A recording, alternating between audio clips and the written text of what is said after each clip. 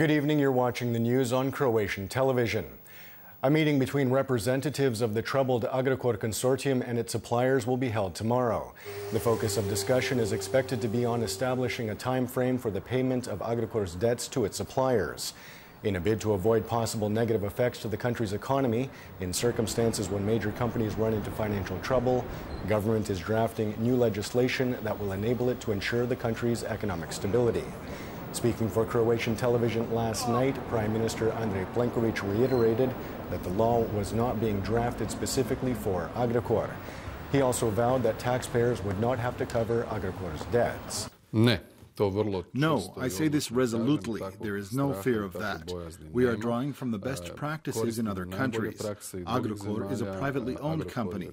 Private ownership of a company and the freedom to do business is protected by the Croatian constitution.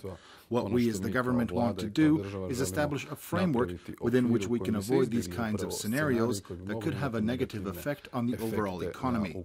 Everything we are doing is based on trying to avoid this kind of scenario.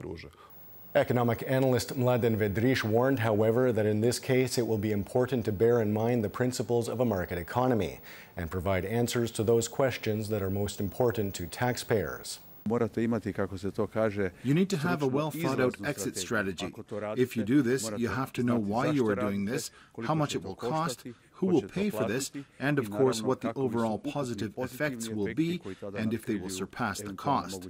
If this is the approach in preparing this law, then it is welcome.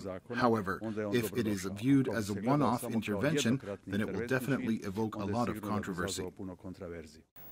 Speaking on Croatian television's Sunday at 2 talk show, SDP leader Davor Bernardić said that the key to demographic revival in Croatia was education, employment, and social security.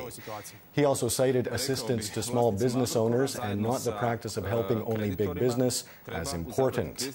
In this context, he mentioned the government's planned law to mitigate any negative effects on the economy when large companies run into financial difficulty.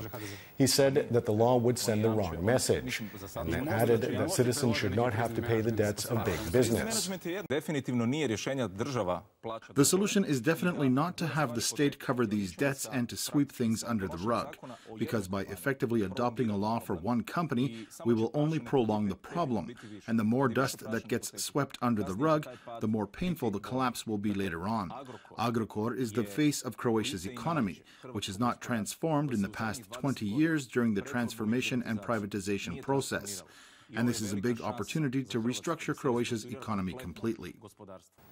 One person has been killed and another 14 injured in a shooting at a crowded nightclub in Cincinnati.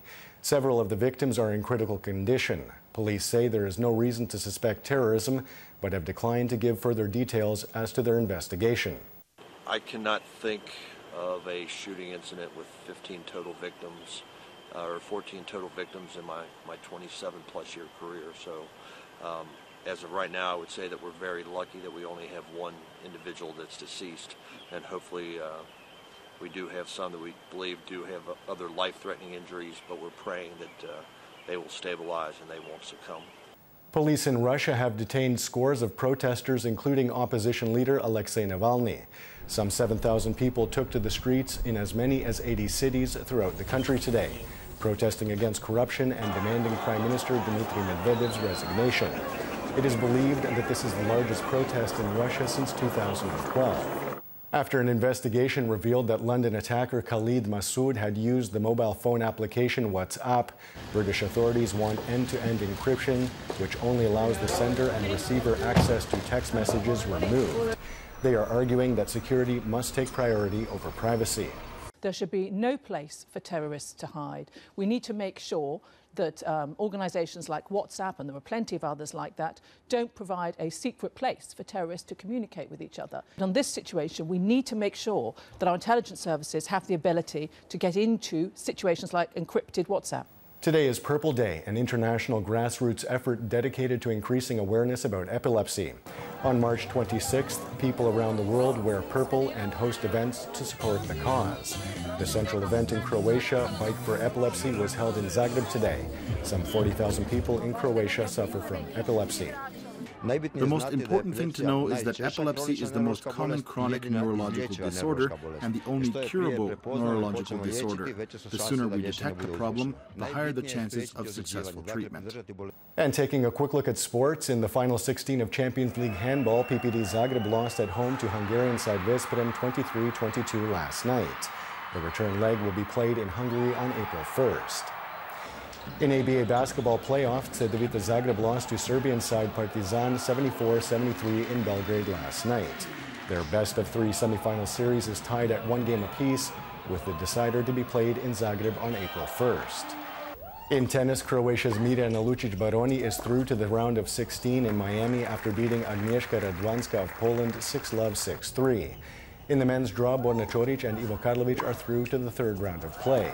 Čorić beat Austrian Dominik Thiem in straight sets, while Karlovic bested Russian Andrei Kuznetsov by the same score. And now the forecast for tomorrow. Predominantly sunny with some mild to moderate cloud cover, predominantly in inland regions. There will be a moderate to strong northeasterly on the coast in the morning, reaching gale force gusts at the foot of the Velebit mountain. Winds will die down in the afternoon and shift in places to a northwesterly, westerly, and southwesterly. Morning lows of -3 to +2 degrees Celsius inland, 5 to 10 on the Adriatic, will give way to highs of 9 to 15 degrees in the interior, 14 to 18 on the coast. The 3-day forecast for the interior calls for predominantly sunny skies and warmer temperatures. The coast will also see plenty of sun with warmer temperatures on Tuesday. And that wraps up the news. Be sure to join us again tomorrow night.